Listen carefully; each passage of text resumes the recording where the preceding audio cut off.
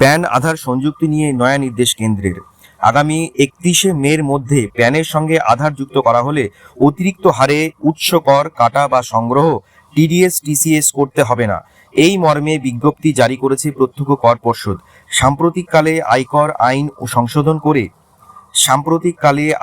আইন সংশোধন করে চালু হওয়া নতুন নিয়ম অনুযায়ী প্যানের সঙ্গে আধার যুক্ত করা না থাকলে দ্বিগুণ হারে টিডিএস বা টিসিএস কাটাতে হবে। অর্থাৎ যাদের আয় থেকে 10% টিডিএস কাটে তাদের থেকে কাটা হবে 20%। নিয়োগকারী সহ যারা টাকা মেটাচ্ছেন, ডিডাক্টর, কালেক্টর, তাদেরই অতিরিক্ত হারে ওই টিডিএস বা টিসিএস কেটে আয়কর দপ্তরে জমা দেওয়ার কথা। কিন্তু বহু ক্ষেত্রে বাড়তি ওই টাকা কাটা হয়নি। এবার দ্বিগুণ হারে তা মেটানোর দাবি জানিয়ে নোটিশ পাঠিয়েছে আয়কর দপ্তর। এদিকে বহু ক্ষেত্রে প্যানের সঙ্গে আধার যুক্ত না হওয়ায় অনেক আয়করদাতার প্যান অকেজো হয়ে রয়েছে।